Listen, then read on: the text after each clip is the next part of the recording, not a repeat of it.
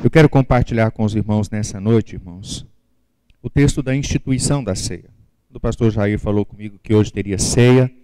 Eu já pensei logo em partilhar um pouco da doutrina da ceia e daquilo que a ceia representa para nós no nosso dia a dia, naquilo que o Senhor tem para nos ensinar e também nas obrigações e privilégios que estão envolvidos ao participarmos, na nossa participação da ceia do Senhor. E o texto que nós vamos ler é Mateus, capítulo 26.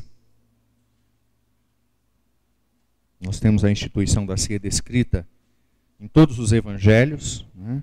De modo mais completo nos evangelhos sinóticos, Mateus, Marcos e Lucas, de uma forma mais sintética no Evangelho de João, mas hoje nós vamos meditar na instituição da ceia, como nos descreveu Mateus. Mateus, capítulo 26, nós leremos os versos de 20. Mateus, capítulo 26, nós leremos os versos de 20 até o verso 30.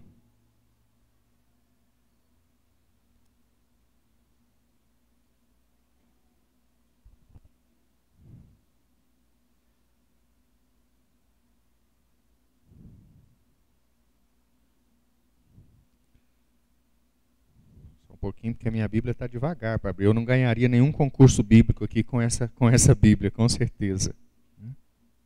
Vou abrir ela de novo aqui.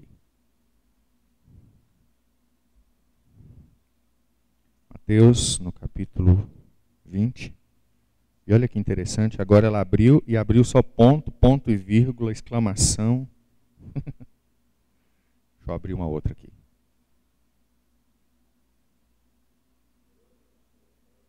Não, já estou abrindo, eu tenho outra aqui, irmão. Eu estava com ela aberta ali. Só de vir dali para cá, alguma coisa aconteceu que...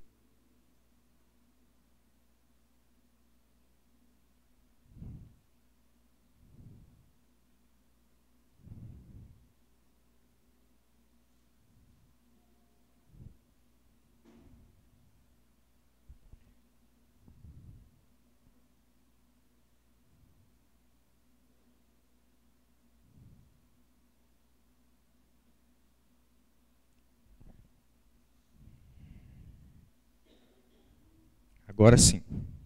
Começando no verso 20, irmãos. Diz assim a palavra. Chegada a tarde, pôs-se ele à mesa com os 12 discípulos.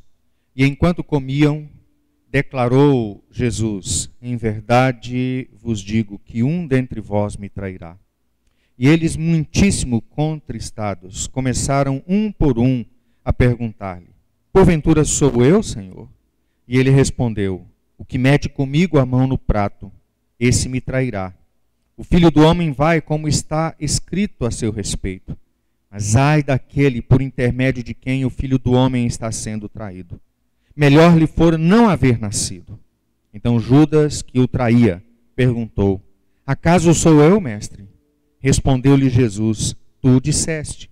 Enquanto comiam, tomou Jesus um pão e, abençoando, o partiu e o deu aos discípulos, dizendo: tomai e comei, isto é o meu corpo.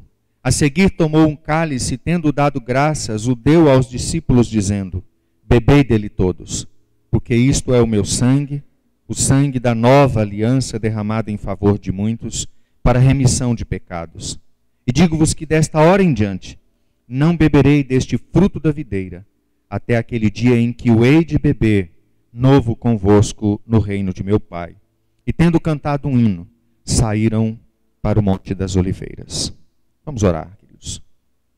Pai, nós queremos te agradecer pela tua palavra e pela bondade do Senhor em nos dar essa palavra, em preservá-la e trazê-la, ó Deus, até nós nessa noite.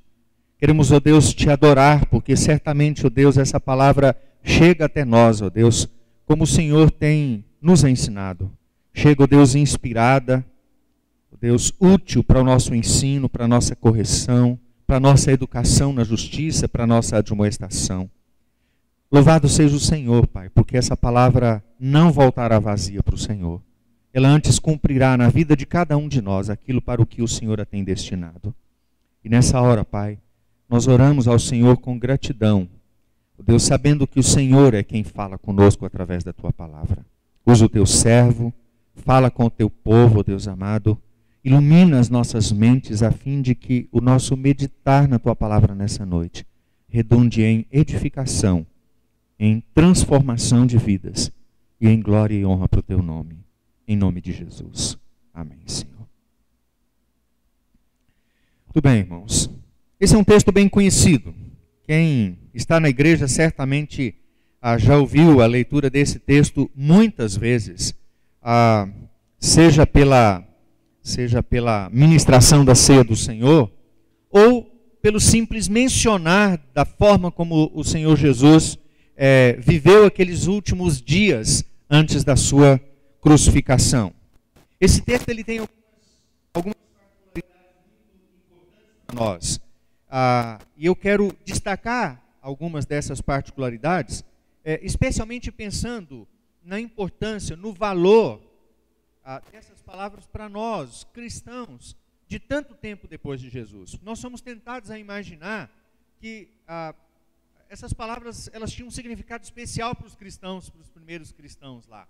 E esse é um engano da nossa parte. Essa palavra ela tem o mesmo significado, a intenção que Jesus teve ao proferir essas palavras na instituição, e a intenção que o próprio Deus teve ao inspirar os escritores sagrados para registrar essas palavras, para que elas chegassem até nós, não mudou de lá para cá. Pelo contrário, ela continua a mesma e Deus tem um propósito nisso ao nos instruir através dessa palavra. Assim como a ceia do Senhor é algo extremamente importante para nós no que diz respeito à maneira como nós enxergamos o sacrifício de Jesus, o valor dele, a eficácia dele na nossa vida ainda hoje. Do contrário, nós olhamos para isso aqui como sendo apenas uma figura histórica, de alguma coisa que aponta para a história. E a ceia do Senhor se transforma apenas num memorial, como uma estátua fixada numa praça, ou como um quadro que descreve algum evento. E a ceia do Senhor é muito mais do que isso. É por isso que nós a chamamos de meio de graça.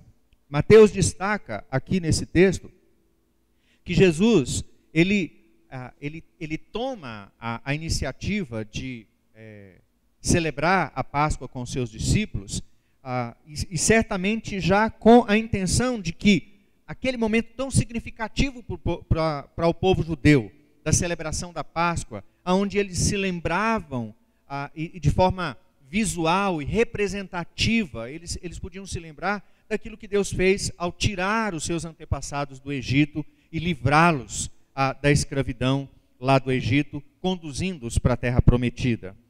Certamente, Mateus tem no seu coração a intenção de mostrar que quando Jesus usa esse recurso, ele tem a intenção de mostrar claramente de que a ceia do Senhor é uma continuidade daquilo que Deus vinha fazendo lá do passado. Enquanto que a Páscoa, a celebração da Páscoa era uma figura que apontava para a vinda do Redentor e para a obra redentiva de Deus na nossa vida, não é? A escravidão no Egito simbolizando a nossa escravidão pelo pecado, a libertação do Egito de forma soberana, completamente movida pelo poder e pela ação de Deus. Afinal de contas era uma multidão de escravos, não era um exército, não era um povo de guerra, era só uma multidão de escravos, de pessoas, de homens e mulheres que precisavam ser libertados dali. Eles não tinham força em si mesmos, mas Deus os resgata, Deus os tira do Egito com mão forte, apesar do poder do inimigo, apesar da grandeza do exército inimigo. Deus pega aquele povo e os tira a salvo e os leva, independente dos obstáculos, das dificuldades, até a terra prometida. No meio desse processo todo, Deus introduz a figura do cordeiro, aquele cordeiro que devia morrer na noite que antecedeu a saída do povo do Egito. Aquele cordeiro deveria ser sacrificado, o sangue dele deveria marcar a porta das casas dos israelitas, e as casas daquelas famílias seriam preservadas da morte, do salário do pecado, por causa daquele sacrifício que era simbólico. Agora, Mateus faz questão de registrar que Jesus parte para a instituição da ceia do Senhor a partir de uma refeição da Páscoa. A partir daquele momento em que os judeus, normalmente, tradicionalmente, costumeiramente, todos os anos se reuniam para celebrar a Páscoa e lembrar a libertação do Egito. Para que agora os discípulos de Jesus daqui para frente tivessem os mesmos objetivos que os judeus tinham com a Páscoa. Memória, assim como os judeus celebravam a Páscoa para que não se esquecessem da libertação do Egito, nós celebramos a ceia do Senhor para não nos esquecermos do sacrifício de Jesus que nos libertou do pecado.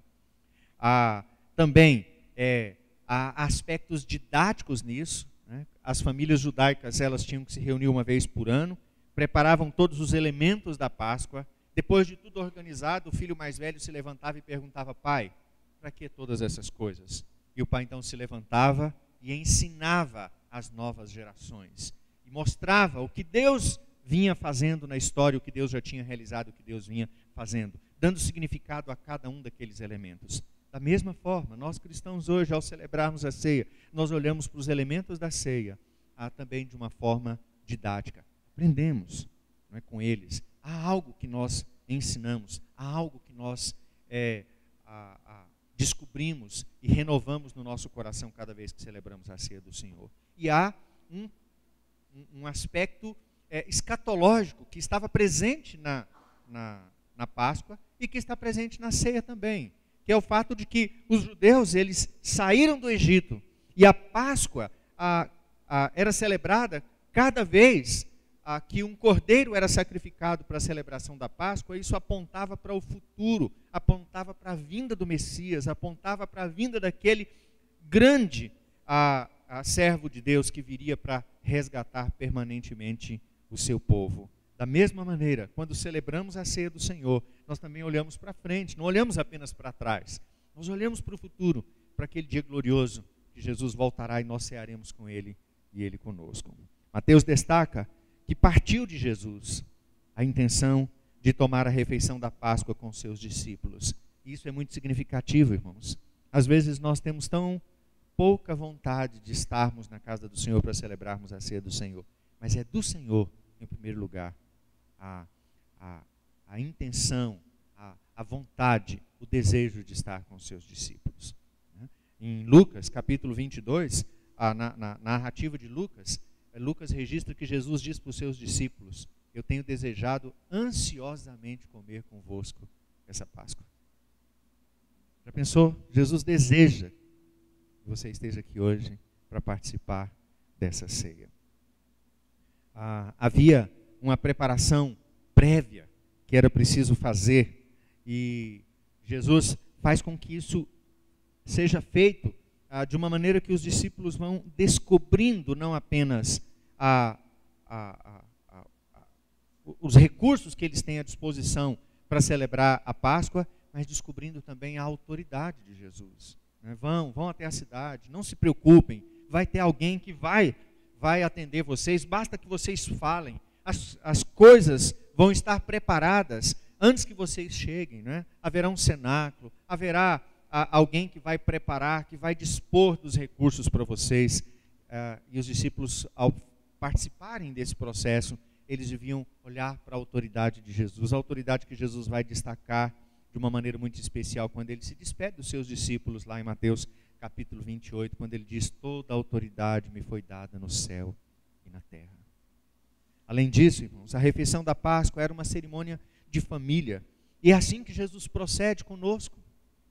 Não é uma refeição ritual, ela não é só um ritual religioso que o povo de Deus se reúne para celebrar, mas ela é um momento de encontro familiar, é um momento em que o povo de Deus, que faz parte do mesmo corpo, que estão ligados por laços que vão muito além de carne e sangue, da vontade da carne ou da vontade do sangue, como diz João capítulo 1, mas que tem a ver com o fato de fazermos parte da família da fé, com o fato de fazermos parte de um povo que é propriedade exclusiva de Deus e do qual nós fazemos parte. Eu e você somos parte desse povo, somos parte dessa família. Na instituição da ceia do Senhor, nós vemos a consciência que Jesus tinha do tempo de cada uma das coisas e da soberania de Deus sobre isso.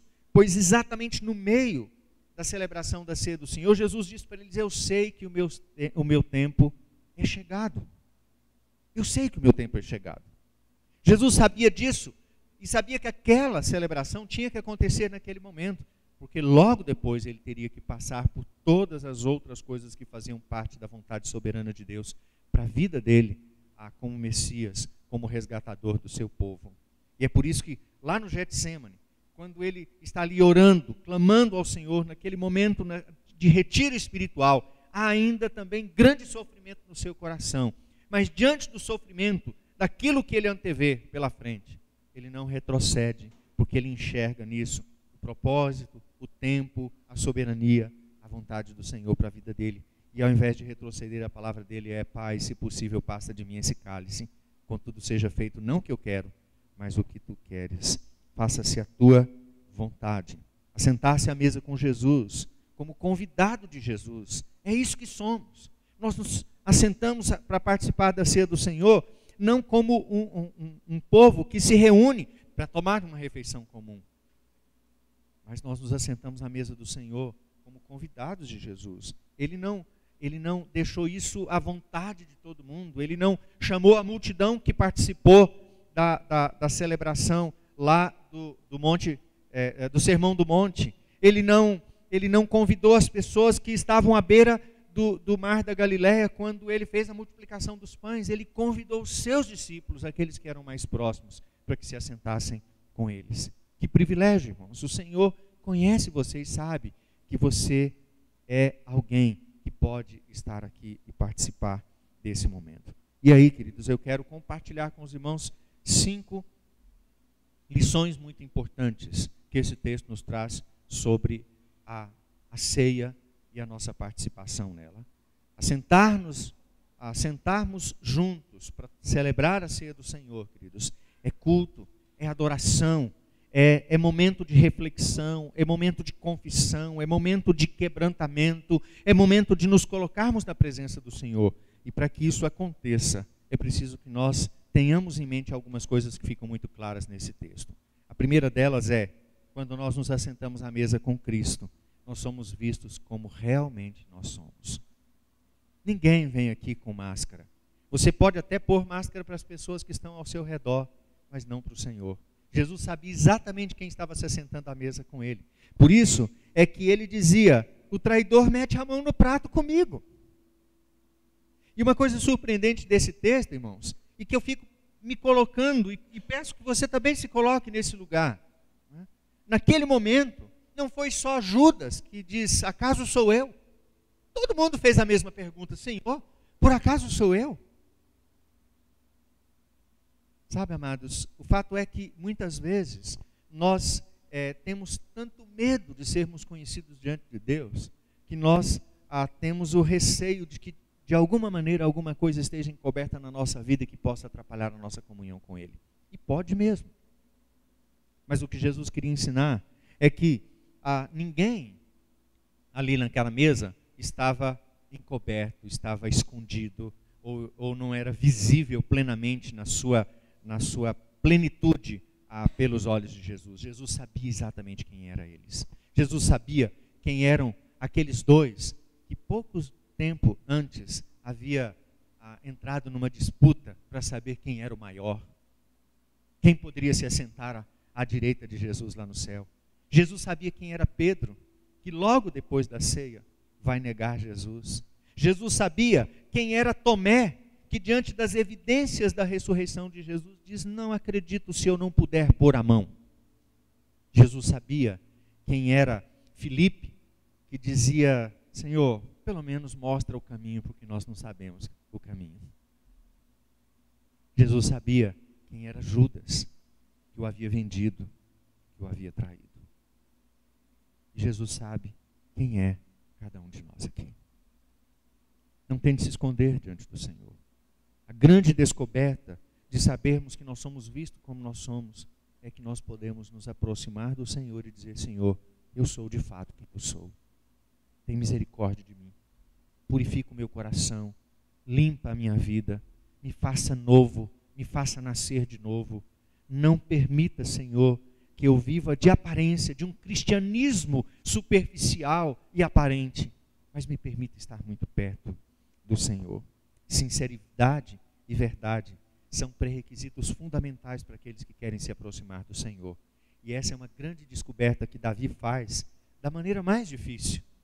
Depois de passar por toda aquela tribulação gerada pelo seu pecado, ele escreve no Salmo 51, que o Senhor conhece o seu coração. O Senhor sabe exatamente quem Ele é.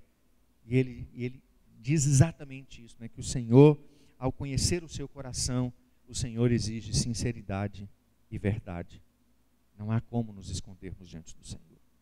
Por isso, assentar-se à mesa com o Senhor significa ser visto como você é de verdade, sem nenhuma máscara, sem nenhuma proteção sobre a sua vida. O Senhor sabe exatamente quem é você. Ele sabe exatamente o que você pensa, o que você faz. Ele sabe exatamente o que você crê. Ele sabe exatamente as suas limitações. Mas ainda assim, Ele ama você. E Ele quer ter você aqui. Segundo lugar, quando nós nos assentamos à mesa, nós somos alimentados por Jesus. Jesus é o anfitrião. Naquele momento, irmãos, ali em que a ceia é servida, Jesus é o anfitrião, Ele é o dono da mesa. E os seus discípulos participam daquilo que Ele oferece. Ele oferece pão, Ele oferece vinho. Mas nós sabemos que ao oferecer pão e vinho, Ele está oferecendo muito mais do que isso. João diz que o pão e o vinho são símbolos da carne e do sangue de Jesus, que são a nossa verdadeira comida e a nossa verdadeira bebida. E aquele que come e bebe de Jesus jamais voltará a sentir fome e sede. Que privilégio, irmãos. Qualquer outra coisa que você possa experimentar nessa vida, as comidas mais caras, mais sofisticadas, mais atrativas desse mundo, elas não são de se comparar ao fato de que nós participamos de um pequenino pedaço de pão e de um pequenino cálice. E eles representam para nós a verdadeira comida e a verdadeira bebida. Aquilo que pode nos alimentar para a eternidade e que não tira, que ninguém jamais poderá tirar de nós. Eu gosto muito do Salmo 104, porque ter essa consciência de que nós recebemos aquilo que o Senhor nos oferece, é ter a consciência que Ele é o provedor de todas as coisas. Salmo 104, 27, quando Davi, cheio de alegria, cheio de exultação, ele vem descrevendo tudo aquilo que ele vê na natureza e na criação de Deus. E ele chega ao ponto de dizer: Senhor, que variedade nas tuas obras, todas com sabedoria as fizeste. Mas aí ele parte para um outro aspecto. Todas essas coisas dependem do Senhor. E aí no verso 27, Salmo 104, verso 27, ele diz: todos esperam de ti, que eles dês de comer a seu tempo. Sabe, participar da ceia do Senhor significa nos lembrarmos de que mais do que o arroz com feijão, a carne, o churrasco, não é, a abóbora e as coisas que nós comemos no nosso cotidiano, nós precisamos do alimento espiritual que só o Senhor pode nos oferecer. E que dependemos desse alimento para sobreviver, mais do que dependemos de pão, mais do que dependemos de água, da água desse mundo. Carne e sangue são os nossos alimentos mais vitais. A carne de Jesus partida, rasgada por nós naquela cruz, o sangue de Jesus oferecido por nós lá no Calvário. Terceiro lugar, quando nós nos assentamos à mesa com Cristo, nós somos confrontados com uma nova aliança que o Senhor faz com o seu povo. Sabe, queridos, mais do que uma refeição, Jesus faz da celebração da ceia do Senhor um momento em que nós nos lembramos de que fazemos parte de um pacto que Deus fez conosco. Não é o pacto que nós fizemos com Ele, é o pacto que Deus fez conosco, é a aliança que Deus fez conosco. É uma aliança que não pode ser quebrada, que não pode ser mudada, uma aliança que não pode ser de maneira nenhuma anulada, nem mesmo quando nós pecamos. A Bíblia diz que quando nós somos infiéis, Ele permanece fiel. E como eu citei agora há pouco, a gente lembra de Judas, mas é só você olhar no grupo dos discípulos, havia muitos outros que estavam ali cobertos, né, de razões para que Jesus quebrasse a aliança com eles. E dissesse, não, eu não quero um homem que não crê, eu não quero um homem que me nega, eu não quero um homem que me trai, eu não quero um homem que que sequer consegue reconhecer que eu sou o caminho e eu sou a verdade. Não, Jesus sabia quem eles eram, mas ainda assim Jesus diz para eles, vocês fazem parte da minha aliança. Isso é estimulante, irmãos. Isso é estimulante porque eu, na verdade, não desanimo diante das minhas quedas, diante dos meus tropeços, diante dos meus pecados. Porque o que me mantém, o que me sustém, o que garante a minha salvação é o fato de que Deus fez conosco uma aliança e selou essa aliança com o sangue do Cordeiro. Quando João vê Jesus saindo da água e o Espírito Santo descendo sobre ele, a palavra de exclamação dele é: eis o Cordeiro de Deus que tira o pecado do mundo. Ele estava dizendo, ele é o Cordeiro que sela essa aliança, é ele a quem nós devemos seguir. João Batista não hesitou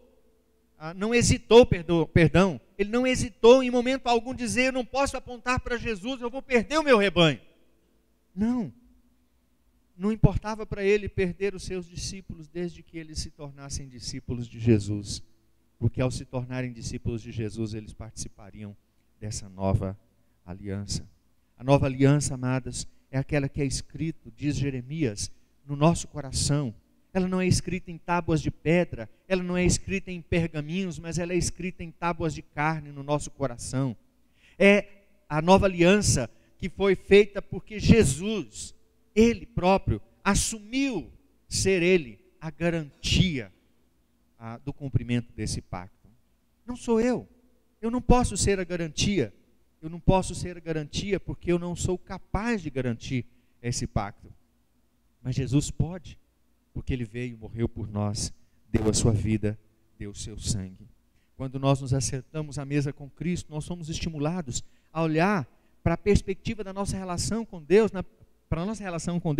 na perspectiva de alguém que faz parte dessa aliança. Uma aliança que não é anulada, que não pode ser quebrada por nada. Quarto lugar, quando nós nos assentamos à mesa com Cristo, nós somos renovados na nossa esperança. A Santa Ceia, irmãos, ela aponta não apenas para aquilo que Jesus fez no passado, ela não apenas aponta para o fato de que hoje nós estamos firmes e guardados debaixo da nova aliança, mas ela aponta para o fato de que um dia, todas essas lutas que nós vivemos no nosso dia a dia, elas cessarão.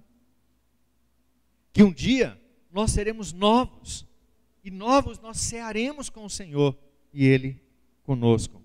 A ceia do Senhor aponta para aquele dia em que nós estaremos com o Senhor. Por isso é que nós celebramos a ceia do Senhor e anunciamos a morte do Senhor até que Ele venha. Nós não celebramos a morte do Senhor sem perspectiva, sem saber o que vem pela frente. Não, nós celebramos a ceia do Senhor, participamos dessa refeição espiritual, somos alimentados por Cristo, mas fazemos isso sempre na perspectiva de que em breve Jesus voltará. E nesse dia, aquilo que era simbólico deixará de ter importância, porque nós poderemos cear face a face com Ele, nos assentaremos com Ele na mesa da eternidade, e já não haverá dor, tristeza, pranto, luto, porque não haverá pecado, não haverá salário do pecado, não haverá nada que possa nos separar do amor de Deus que está em Cristo Jesus. E nesse dia, a Bíblia diz, nós cearemos com Ele, como alguém que não espera mais, mas como alguém que já provou, já abraçou, já experimentou plenamente a remissão e a redenção que Ele tem nos oferecido. A remissão dos nossos pecados, irmãos, ela dá a segurança do nosso encontro. Por isso é que Jesus diz, isto é o meu corpo, que é dado por vós. Isto é o meu sangue, que é derramado em favor de muitos, para a remissão dos vossos pecados. É por isso que nós celebramos a ceia do Senhor, porque cada vez que eu tomo aquele cálice e eu como desse pão, eu me lembro que Jesus morreu para que o meu pecado não fosse mais barreira para aquele dia especial que eu vou me encontrar com Ele. para que naquele dia eu chegue de cabeça erguida, e apesar da consciência de que sou um pecador, eu posso dizer que eu cheguei até lá por causa da graça de Jesus, e só por causa dela, nada mais. A promessa de Jesus é que um dia nós cearemos com Ele. Eu não sei quantos olham para a ceia do Senhor nessa perspectiva. Muitas vezes nós gostamos da ceia do Senhor como algo especial, num dia especial da igreja, mas a ceia do Senhor aponta para aquele dia especial, para aquele momento especial em que nós estaremos eternamente com o Senhor. Quando nos assentamos à mesa com Cristo, a nossa esperança é estimulada, a nossa esperança é fortalecida, a nossa esperança é levada à frente. E por fim, quando nós nos assentamos à mesa com Cristo, nós somos desafiados a seguir em frente e a fazer a vontade do Senhor. É surpreendente como termina a descrição da celebração daquela primeira ceia.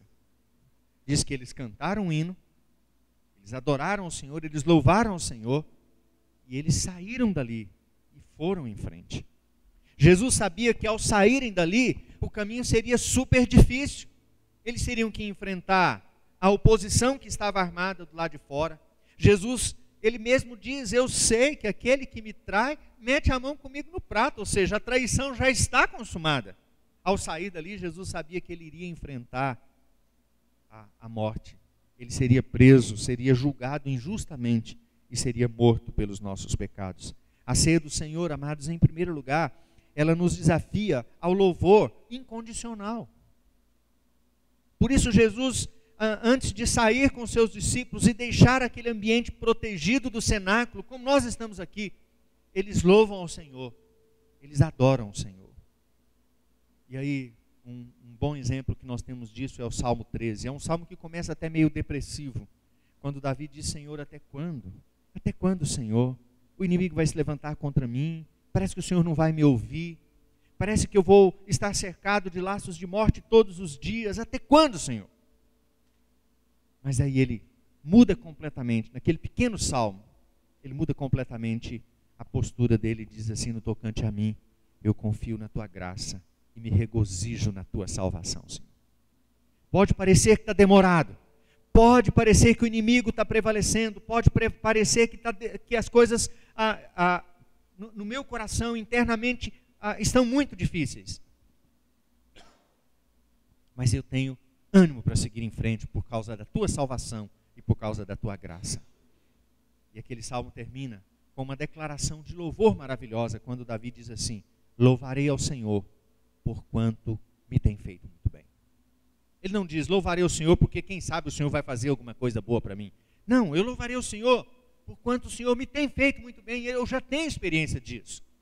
O Senhor Jesus estimula os seus discípulos a saírem daquele momento de celebração, com louvor nos seus lábios, independente do que vem pela frente, independente das dificuldades que eles teriam que enfrentar, eles teriam que aprender a dar graças ao Senhor, porque todas as coisas cooperam para o bem daqueles que amam a Deus. É difícil pensar nisso na perspectiva da nossa dor, não é verdade? Mas pense nisso na perspectiva da dor de Jesus. Se Jesus não morresse, não padecesse, não sofresse, você não teria sido salvo. Era preciso que ele passasse por todo aquele sofrimento. E ele sabia disso. Por isso no Getsêmani, ele diz, Pai, seja feita a tua vontade e não a minha. Eu sei que o cálice que vem pela frente é difícil, é duro. Mas seja feita a tua vontade, não a minha. Por mais difícil que fosse a tarefa, era a vontade do Pai.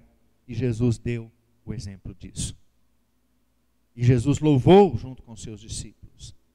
O povo de Deus é o povo que adora, é o povo que louva, mas é o povo que não fundamenta a sua esperança nas condições perfeitas. É o povo que fortalece a sua esperança na segurança de que eles servem a um Deus que tudo pode e que pode tornar até o mal em bem para a nossa vida. Eu concluo dizendo, queridos, que apesar de todas as lutas que os discípulos enfrentaram naqueles primeiros anos do cristianismo, aqueles primeiros irmãos creram nessas verdades que Jesus ensinou. E é por isso que hoje nós estamos aqui celebrando a ceia do Senhor. Eles não retrocederam.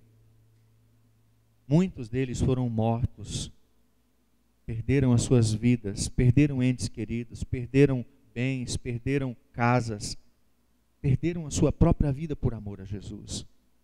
Mas eles não se negaram a se assentar na mesa com Jesus. Eu quero concluir apenas fazendo algumas considerações. Em primeiro lugar, o convite de Jesus para aqueles discípulos na primeira celebração da ceia é o mesmo convite que Jesus faz para você hoje.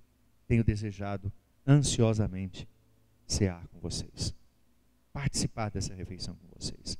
Graças a Deus que estamos juntos aqui para atender ao convite de Jesus. Em segundo lugar, assentar-se à mesa com Jesus é um grande privilégio, porque é sinal da sua graça, é sinal do seu amor.